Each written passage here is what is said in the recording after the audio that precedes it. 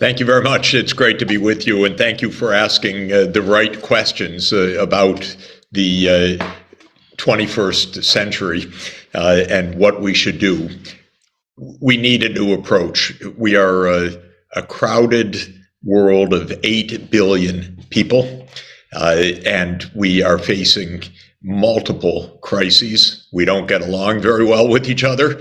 We are facing geopolitical crises, a hot war in Ukraine, big tensions among the major powers, but also on the economic front, massive, unprecedented inequalities of wealth beyond imagining on one side and extreme poverty on the other. And all of this is coming together with environmental damage and future threats that are also unprecedented at a global scale. After all, 8 billion people, average output per person, depending on how you measure it, somewhere between $10,000 and $20,000 per person, again, with measurement issues. But in any event, that's a big world economy. That's an economy of $100 trillion or more, doing incredible damage to just about every ecosystem, fishery, water supply, climate that we have. So all of this means the world economic system is not working properly. That failure was already identified, I'd say 50 years ago, when the collision between the economy and the environment first came to the global awareness at the Stockholm Summit in 1972. It was really clear by the time of the Rio Earth Summit in 1992, but because of failures of our institutions, failures of our political imagination, and failures of our economic ethics, we're not solving these issues. My country, the United States, is more interested in geopolitics and in U.S. hegemony than it is in global prosperity. And this is a huge crisis because the U.S. is wealthy, but not at all generous. It puts its resources into the military. The budget of the U.S. For military purposes is about $1 trillion a year. The budget for development aid, well, it's tiny, maybe 30 or 40 billion dollars a year, maybe 3 or 4% of the military budget. And then somehow the American leaders are confused why the U.S. isn't liked more, and so on. So all of this means that we have a tremendous amount of confusion about what we should be doing and how to go about doing it. So what's the way out of this? The way out of this is first a proper understanding of our realities in the world in the 21st century. And our realities are a world with advanced technology, incredible inequality, and massive environmental devastation. So what do you do about that? The core idea of what we should do is sustainable development, which means that these technologies should be available for human well-being everywhere, that people have basic economic needs, proper diet, access to healthcare, access to education, access to digital services, access to electricity, that need to be respected for everybody, that we should be investing in technological transformation so that the energy that we undoubtedly need to feed and clothe and provide for 8 billion people is safe, green, renewable energy, not fossil fuel-based energy that is wrecking the climate. And we need to understand that in today's world, no small part of the world can run or should aim to run or should even think about running the whole world. Unfortunately, the North Atlantic region, including the UK and the United States and Western Europe, got used to the idea that they ran the show. Really, for the last 200 years, the world has been dominated by North Atlantic countries. Britain, of course, swallowed up India completely by 1858 in the British Raj. Africa was divided among the European imperial powers at the end of the 19th century. The United States got into the act after World War II in a very big way, with military bases in 80 countries around the world. Come on. This is pretty outrageous, actually. And the American mindset was, well, the Americans have to run the world or the world's going to fall apart. As if the whole world is waiting for 4% of the world, and by the way, 4% that doesn't have a very good sense of history or geography, telling the rest of the world what to do. And it doesn't work. So we're moving from a North Atlantic world to a multipolar world. That doesn't sit very well with the U.S. policy leaders who want this to be a U.S.-led world. But we should also be clear, we've got lots of tensions all over the world, and some of them have nothing to do with the United States. Some of them just have to do with the interactions of other countries. And this is also extremely dangerous.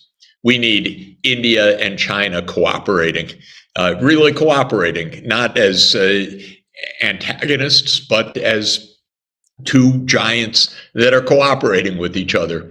We need both cooperating with the African Union, and not the African Union as some fringe in the world, but as a region that has 1.4 billion people, almost exactly the same number as in India and in China. But Africa has been marginalized for hundreds of years by the major powers: slave trade, imperial rule, continued poverty. This is not acceptable either. So my view is sustainable development, multipolarity, global cooperation, and investing properly in our future. And I think that there are a few key pillars of this that I would emphasize. One is that, unlike governance of the past, we actually need quality governance, governments that know what they're doing and that can think ahead and look ahead for 20 or 30 years. The energy transformation, for example, isn't something you accomplish in a year or two. It requires 30-year forward thinking to decarbonize the energy system. That's a big, complicated challenge. It's not going to be accomplished by the market. It's going to be accomplished by public policy combined with market forces, but led by public policy. But governments need to understand the challenge and how to proceed. So this is one point. Second, solutions are going to require transboundary cooperation. Neighbors need to cooperate with each other. Even Pakistan and India, all through South Asia, we actually need countries talking with each other. We need to put aside ancient enmities and get onto practicalities. The Indus River Valley, the Punjab, the protection of the Himalayan region. This is a joint activity for Pakistan and India.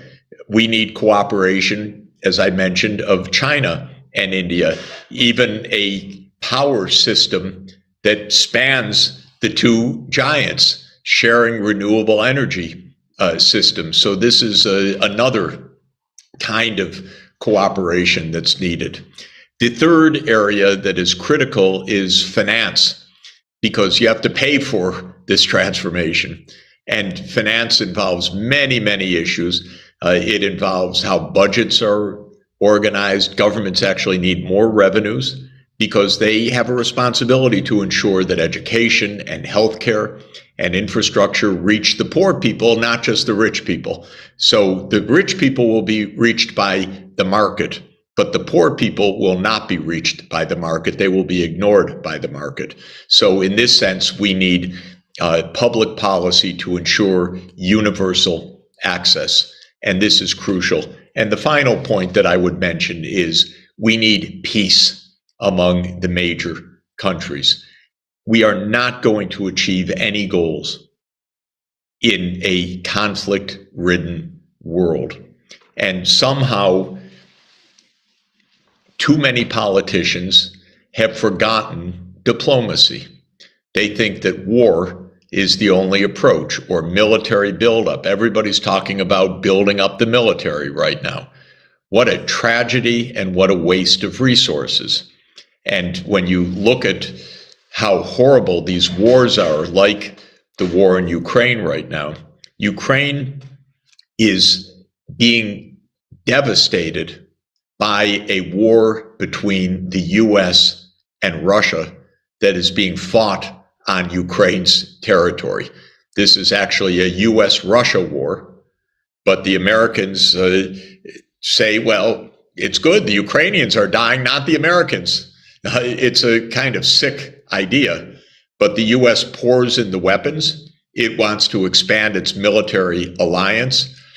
Russia says, no, we don't want NATO on our border. Stay away. You end up with a conflict where neither side hears each other. And then Ukraine thinks, okay, we want to be safe. So they think being safe sides with the United States, but it's ending up getting them destroyed because all it is being in between two giant superpowers, each one just trying to be the more powerful one. It's worse than kids in a playground, except that hundreds of thousands of people's lives are being destroyed. So we're not going to have sustainable development in a world of conflict. We're not going to have sustainable development in a world in which military alliances have divided the world. I would really also hope that India is a great civilization and a great nation is not going to fall into a trap of, well, we're with the Quad siding with the United States against China. This would be a disaster. This is just simple-minded thinking in the world today. Nobody should be against anybody. What we need is common problem solving. We need to understand why different parts of the world have their concerns, and we should listen to them. We should listen to what the red lines of different countries are so that the big powers back off from each other and don't make this kind of war. We should understand that we're at the end of the North Atlantic-led world system and that everybody wants a chance at well-being and prosperity right now. And, you know, maybe 200 years ago, the British could say, we run the world, or 75 years ago, the Americans could pretend they run the world, but we're way past that right now. We're in a world where people are literate, they have access to information, they want their say, they want a world that is fair for everybody. So this is what the ethics of the 21st century are, that we should have shared prosperity, peace through diplomacy, rather than military alliances and wars, a long-term perspective because we have long-term complicated challenges, and cooperation, especially between neighbors, because it's neighbors that share rivers, it's neighbors that share ecosystems, it's neighbors that share coastal waterways, it's neighbors that can trade with each other at the lowest cost. So we need global cooperation, but we especially need strong regions.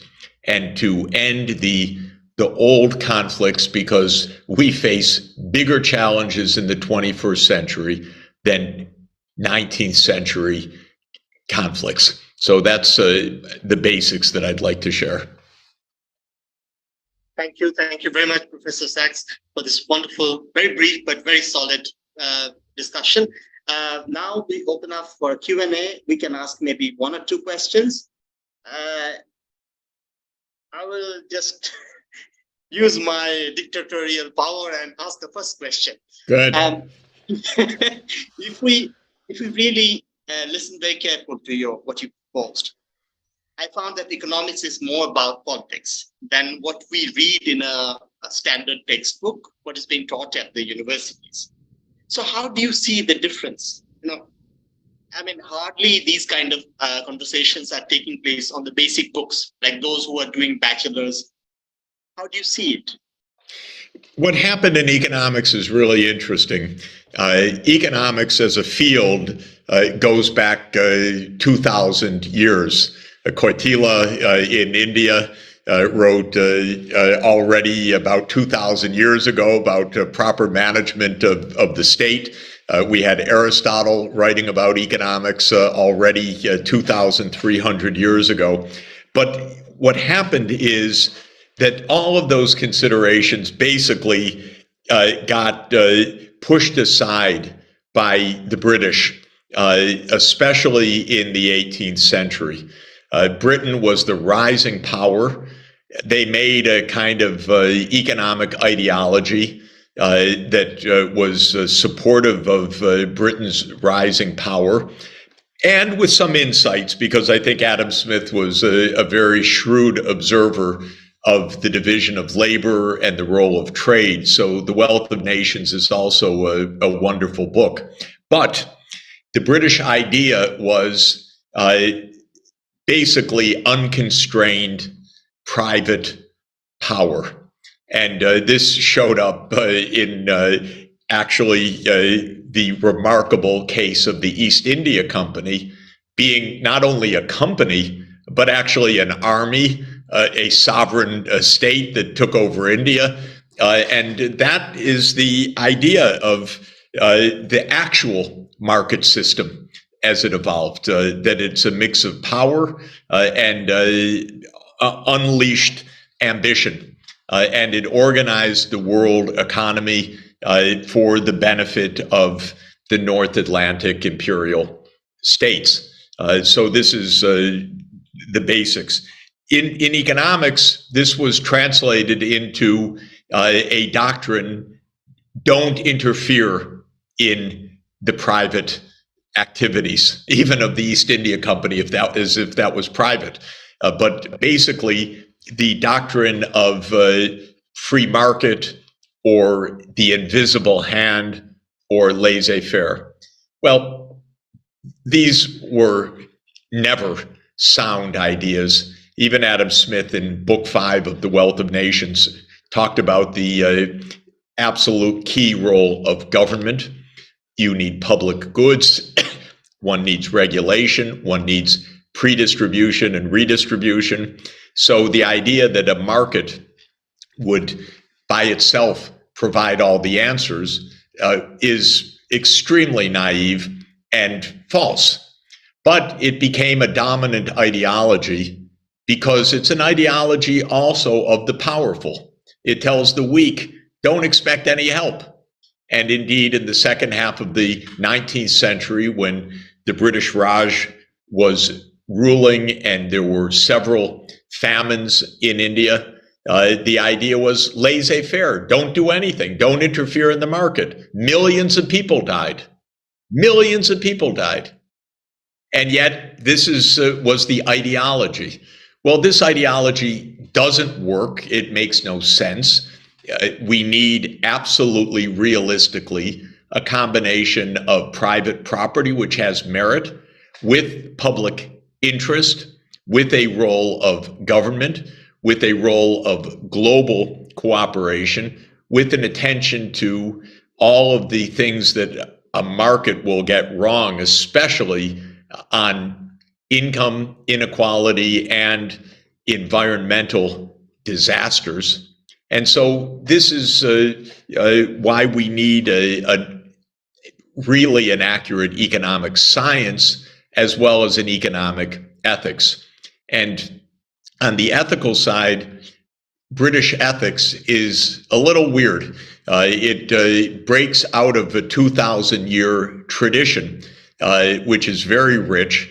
If you look at the economic ethics actually from the Bhagavad Gita, or you look at the economic ethics from Aristotle, or you look at the economic ethics from the Analects of Confucius, or the Eightfold Path of Buddha, you get a very different idea about what economic ethics is. But we ended up with a very peculiar ethics that says maximize, maximize, maximize, and do it for yourself. Don't think of anybody else. Just go for it. And of course, this is very destructive of society. Even it's destructive of our individual well-being, because it leads to a world that is just based on competition, not based on cooperation, not based on trust, not based on decency, not based on friendship, not based on civility, not based on peace, but rather on competition. So this is where the revamp needs to happen. And I think it will happen in the 21st century. We've lived through 2 centuries. Leaders in politics and business, along with academics, have come together in Dubai for this year's World Government Summit. They're talking about everything from global trade to the transition to net zero emissions. And joining us live now is one of the attendees. David Sachs serves as the director of the Center for Sustainable Development at Columbia University. Professor Sachs, thank you so much for joining us today. Well, as the world emerges from the pandemic and also amid the fallout from the war in Ukraine, what is your outlook when it comes to the global economic growth as well as inflation for the next few years? And what can policymakers do to navigate these choppy waters, especially here in Asia? I think the waters are going to remain choppy for the foreseeable future. The war in Ukraine certainly is not over by any means. In fact, the 2 sides, the U.S.-led coalition and Russia, have not sat down to negotiate. That destabilizes the whole world. Similarly, the U.S. and China tensions, of course, are high and still rising. So I think we're living in a period when geopolitics really dominates the global economy. And as long as geopolitics is as fraught with division as it is right now, it's hard to believe that we're going to have any kind of smooth sailing economically. And speaking of which, let's move a little onto your forecasts for the trajectory of world politics. Now, as we approach 1 year since Russia's invasion of Ukraine, can we see an end to the conflict in the near future, or is it likely to escalate, in your view? What are the current options that are still available to resolve it? Well, negotiations could end this because the terms on which the war could end are pretty clear. Ukraine would be neutral. NATO would acknowledge it's not enlarging, which is one of the main causes of this war. Crimea would remain in Russia's hands, and Russia would withdraw from Ukraine because there would be a kind of political settlement or armistice. The fact of the matter is, however, neither the U.S.-led coalition nor Russia right now are talking with each other. The U.S. basically ruled out negotiations a year ago. Big mistake in my view, but it ruled out negotiations. It said Ukraine will win on the battlefield. I think that's unlikely, very frankly. But it means that the 2 sides are not talking right now. If they did, the whole world would breathe a sigh of relief, but they're not talking right now. What can be done to resolve it then? What options are still available? Are there key players, countries, organizations that can move this along to resolution? I think that the countries that are not party to the conflict, big powers like India, which is the presidency of the G20 this year, like Brazil, the major power of Latin America, where President Lula has said to both sides, this war has to stop. This is where I think action could happen.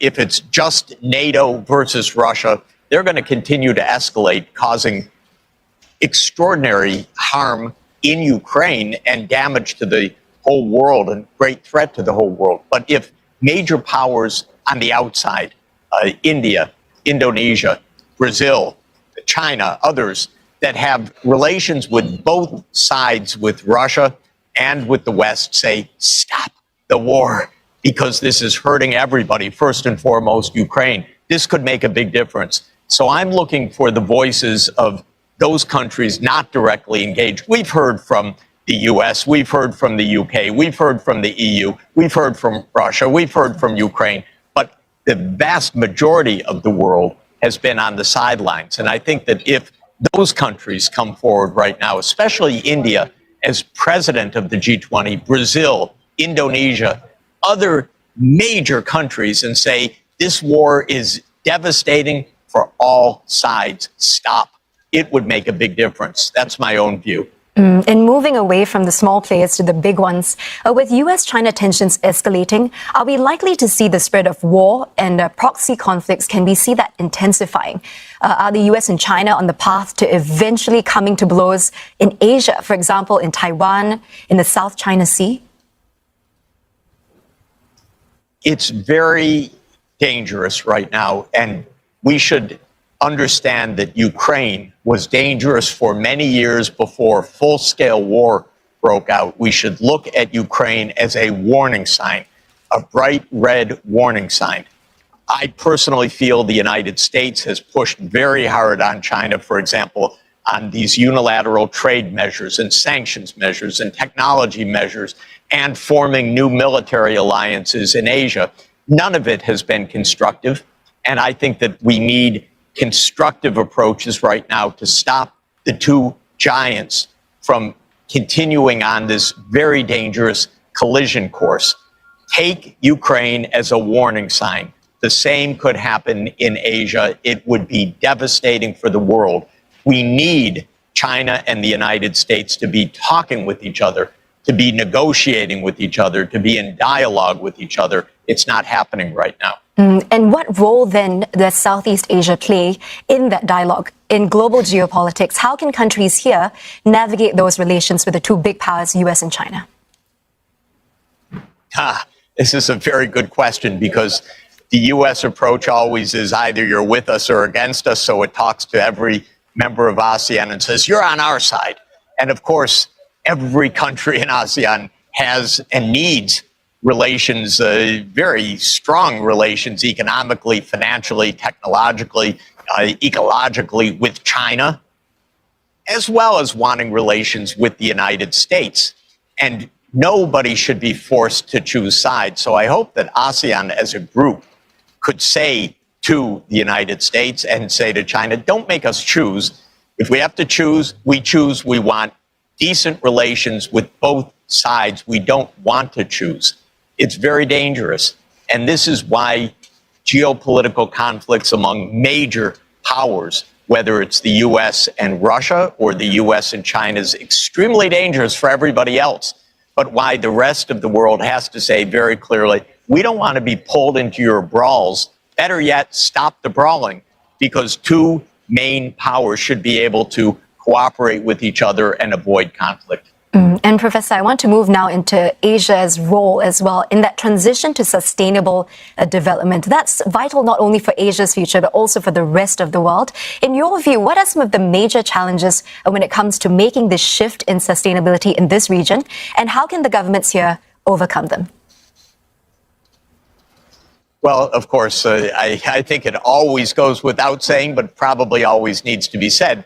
Asia's home to around 60% of the world population and more than half of the world output and more than half of the world's greenhouse gas emissions and more than half of the world's environmental crises. So the future of the world, of course, is the future of Asia, and what Asia does is going to shape the entire 21st century fundamentally.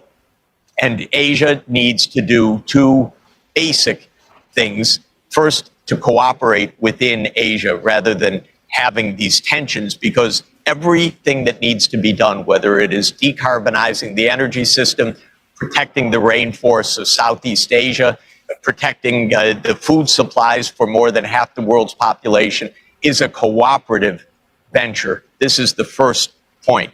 The second point is Asia needs to create the financing institutions and the practical plans to actually get done what needs to be done, which is transform our energy systems from fossil fuel based, and Asia is a completely fossil fuel based part of the world economy, to green energy, and not in the long term. We have a very few years to get this done. Fortunately, the Asian economies have tremendous capacity when they put their minds to it and when they cooperate with each other.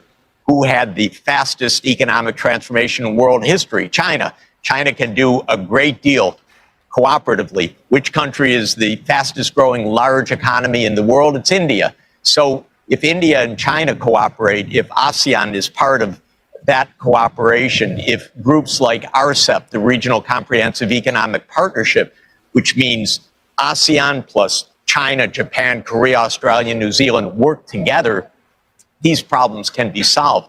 But to do all of this, we have to put aside the old 20th century outmoded geopolitics. That is the US versus Russia. What could be more 20th century than that? Thank you very much. Greetings to everybody, and greetings to my colleagues on the panel and participants in this project. This book arose in the context of a wonderful set of activities that brought the United Nations leadership together with Pope Francis in 2015.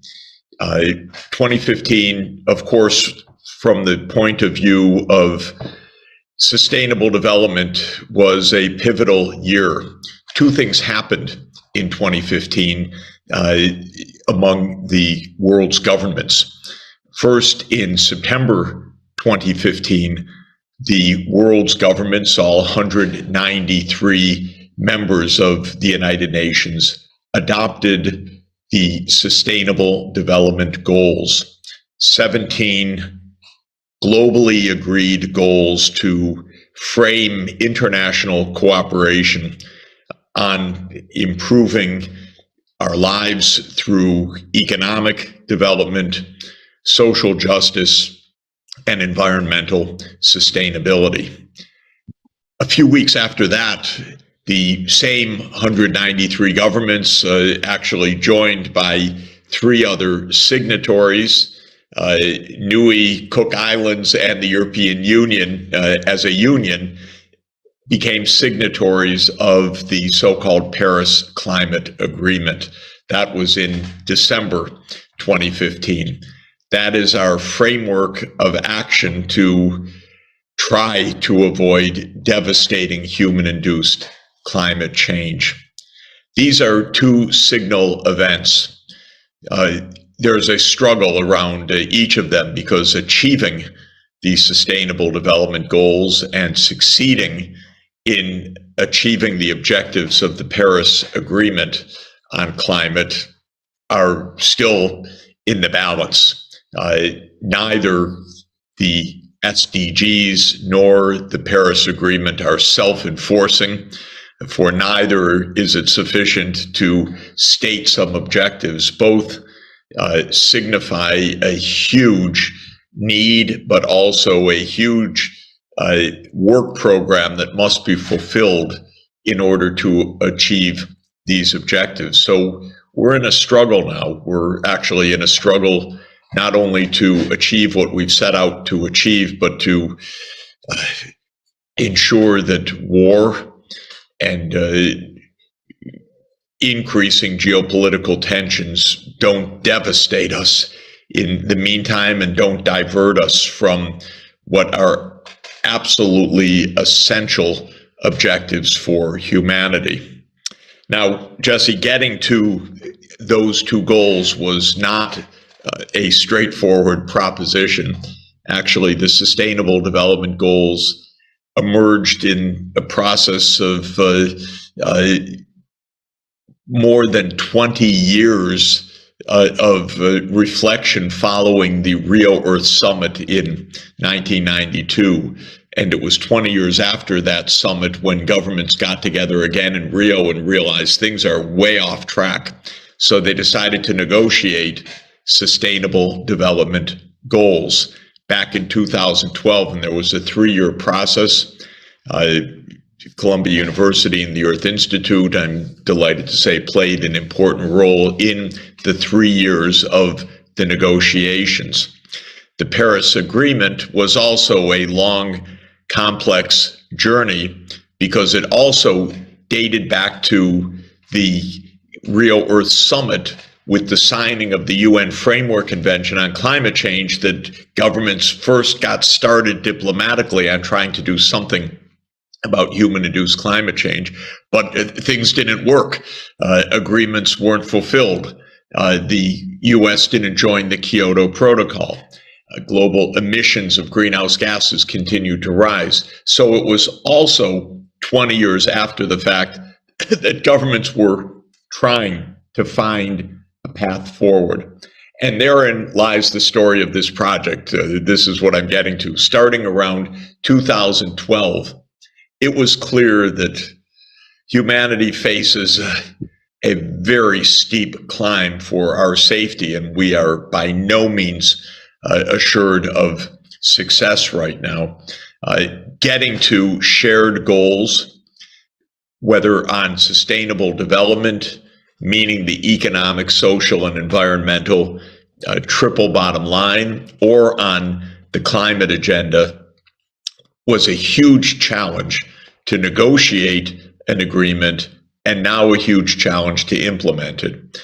Starting in 2012, I had the profound honor and thrill and delight of my life to be deeply involved with the Vatican in this process of trying to help the world find a path forward. Pope Francis was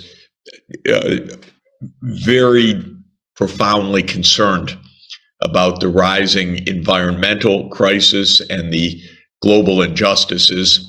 He issued a papal exhortation early in his papacy saying that the globalization of indifference was threatening to engulf the whole world, and that we needed to pay attention.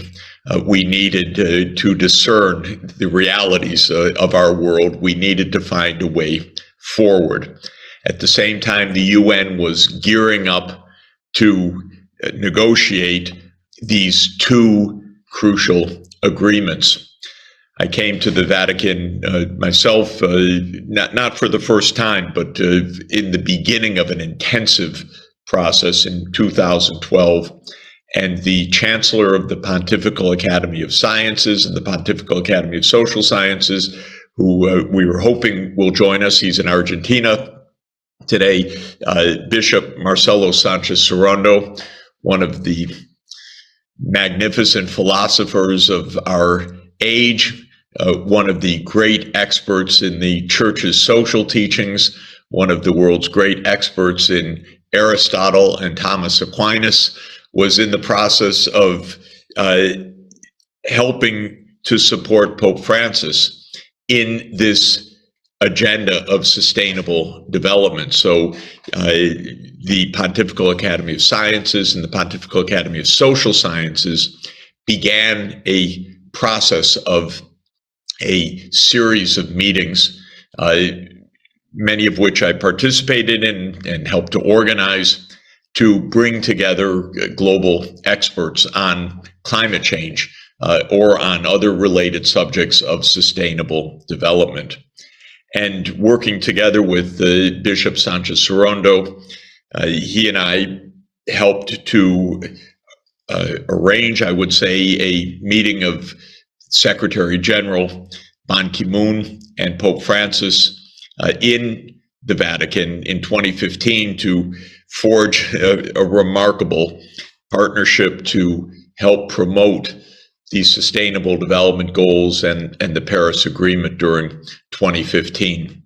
In 2015, Pope Francis issued a wondrous encyclical, Laudato Si, Praise Be, which is a document explaining the nature of the environmental crisis in its moral, scientific, philosophical, and theological roots. And it can be read in all of those ways. It's a magnificent document. The science is not only spot on, but also based on the several meetings that took place at the Pontifical Academy of Sciences with some of the world's great climate scientists.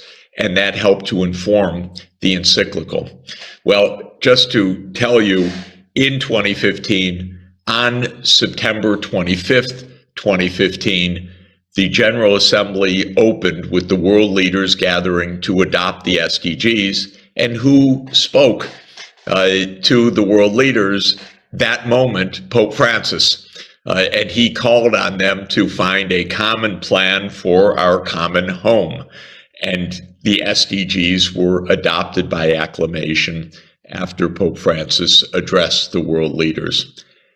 A few weeks afterwards, the Pope Francis was on the phone discussing with world leaders why it was so important for them to agree on a climate agreement.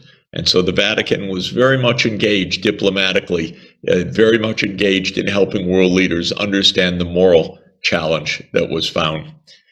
Well, these two goals were adopted, and then came our project together, the project of this panel, which was to bring together world religious leaders under the inspiration of Laudato Si and in the unique venue of the Pontifical Academy of Sciences and the Pontifical Academy of Social Sciences, which is housed at Casina Pia Quattro in the Vatican City. Casina Pia Quattro is the home, as it says, of Pius IV from 1560, a beautiful papal villa from the High Renaissance, which was given in the 20th century to the Pontifical Academy of Sciences and Social Sciences as the home for those remarkable institutions. And we gathered world leaders and philosophers and experts in sustainable development to identify the common ethical bases across the great religious and philosophical traditions that could help us to find the inspiration and the path to an ethics of sustainable development. And that's why we call this effort a 3-year round of meetings. So much fun, so inspirational, and so interesting because of the diversity of the participants as well as the wisdom of the participants. Why we call this ethics in action, because this is about ethics as an action orientation for sustainable development. Well, it was a thrilling project. I have to say, as one of the editors of this, it's not every day that you have the foreword of your book written by Pope Francis and His All Holiness Ecumenical Patriarch Bartholomew. So that is a life treat, without question. Let me just add in closing that that in the course of our work, Pope Francis issued a second encyclical that really is a partner of Laudato Si. And that encyclical is Fratelli Tutti, brothers and sisters all. And it is a an encyclical, a pastoral guidance, a meditation on peaceful coexistence and encounter. It begins with St. Francis's visit in the battleground during the Crusades to the other camp, to the Sultan, to see whether peace can be reached in the wars that were waging.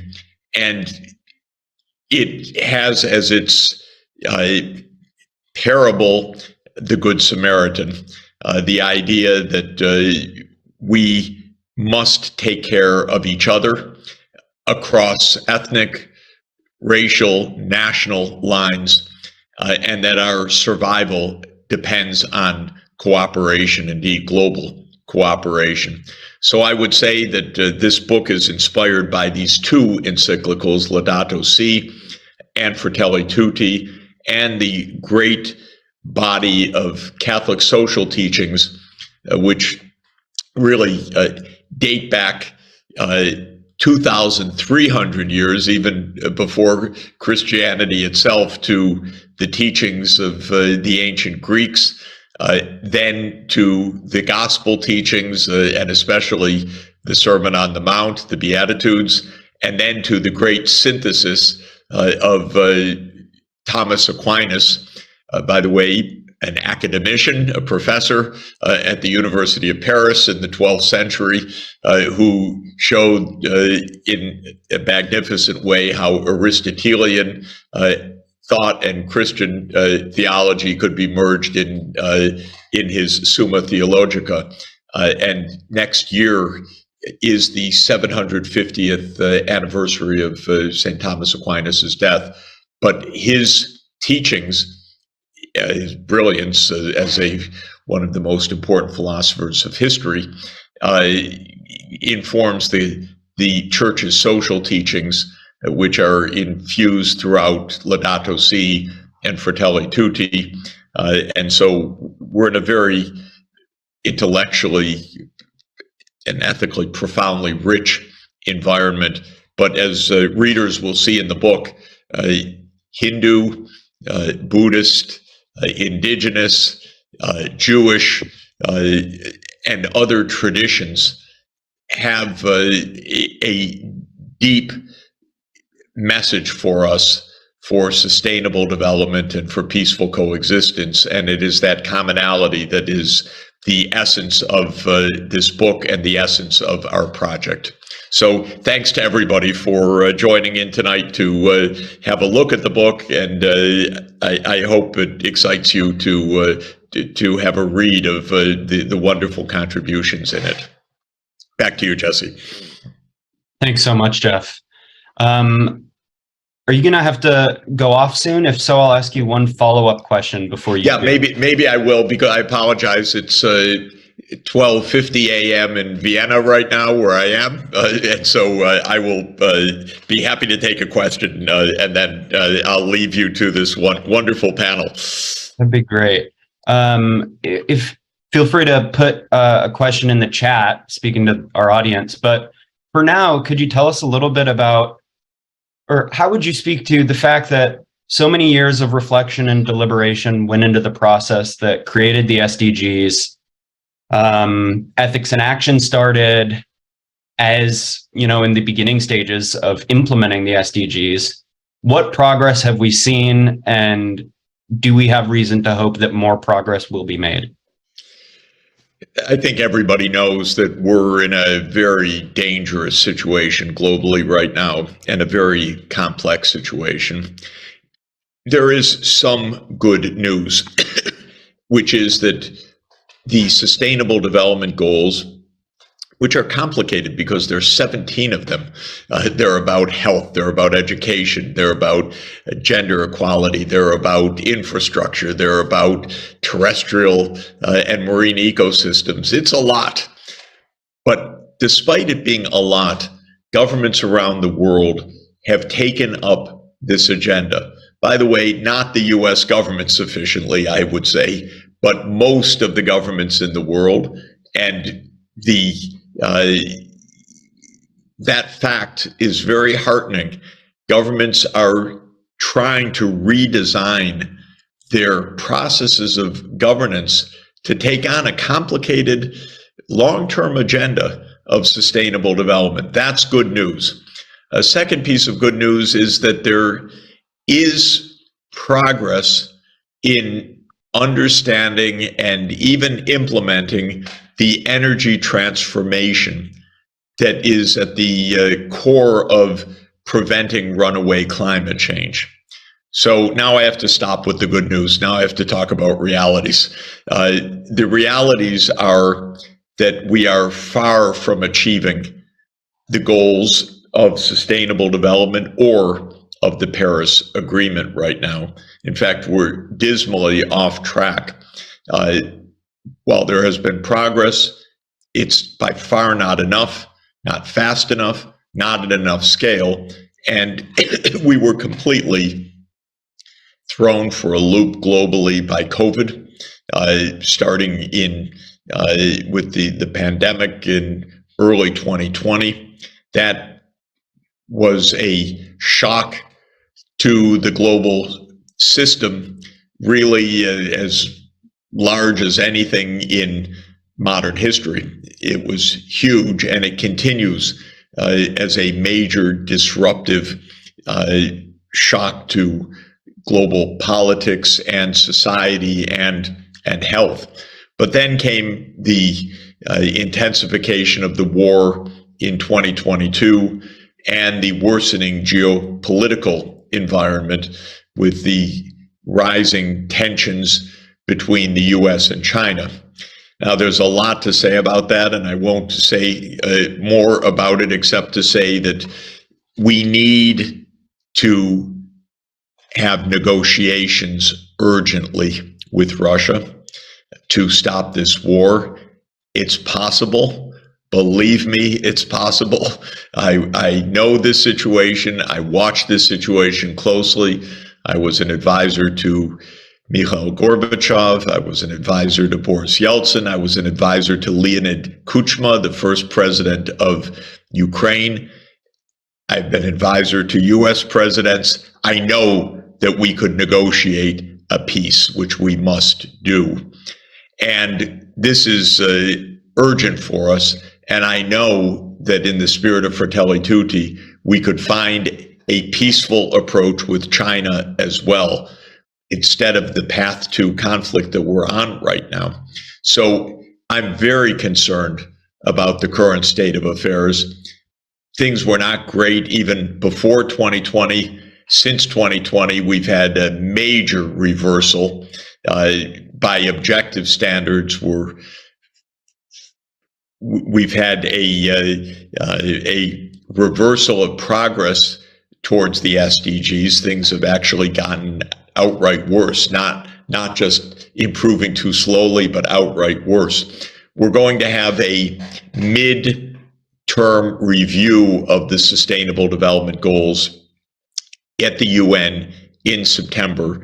The goals were set for 2016 to 2030, and so 2023 is the mid-review, and this will be a summit. It'll be a head of state review of where we stand right now. We'll also have COP28 in the United Arab Emirates this year. That is the climate conference. There's a big agenda. I just met with the head of the COP28, Sultan Al Jaber, who's been a colleague at the UN Sustainable Development Solutions Network, and the UAE is working very hard for success.